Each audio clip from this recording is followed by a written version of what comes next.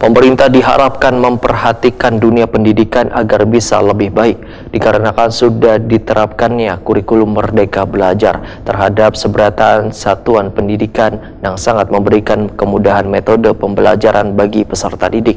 Selain itu, guru diminta pula mengikuti perkembangan zaman di era digital ini, lantaran masih ada sebagian guru yang masih belum memahami penggunaan digital dalam sistem pembelajaran.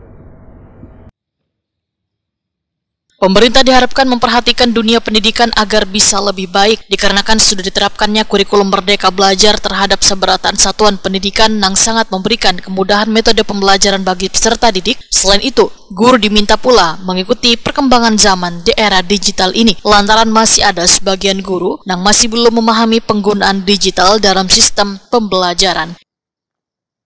Ini dipadahkan Ediawati, salah seorang guru TK Aisyah 2 Banjarmasin, wayah ditakoni Prima TV usai peringatan Hari Pendidikan Nasional di halaman Balai Kota Banjarmasin, Baisukan, Kamis 2 Mei 2024.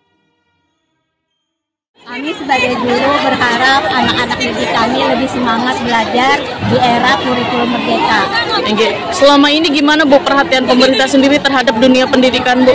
Alhamdulillah pemerintah bersemangatlah memberikan pembelajaran kepada guru-guru melalui pelatihan yang diadakan untuk guru TK.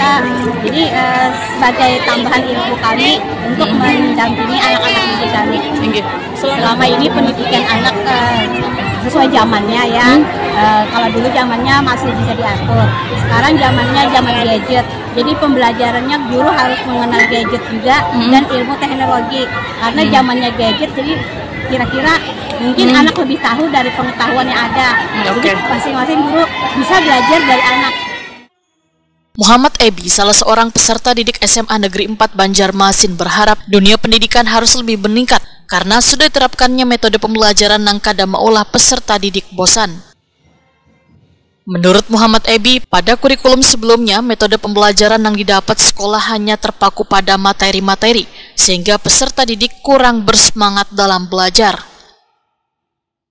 Harapan saya untuk pendidikan kedepannya adalah semoga pendidikan yang akan kedepannya itu menjadi lebih baik dari sekarang. Karena tidak terbatas pada teknologi saja. Mungkin lebih dari teknologi atau berbagai mata pelajaran yang ada di sekolah. Metode pembelajaran yang sering kami dapat itu kalau kurikulum Merdeka ini kami itu sering dibikin kelompok gitu untuk mempresentasikan proyek yang di sekolah, seperti contohnya itu ada kemarin masakan Nusantara, terus pemilahan sampah sama senam. Baik, untuk kurikulum yang sekarang ini memberikan suasana yang sangat-sangat berbeda dari kurikulum yang sebelumnya, karena kurikulum sebelumnya itu tidak terlalu mementingkan kelompok gitu. Sama agak kurang sedikit Pempraktekannya semacam praktek presentasi atau semacamnya.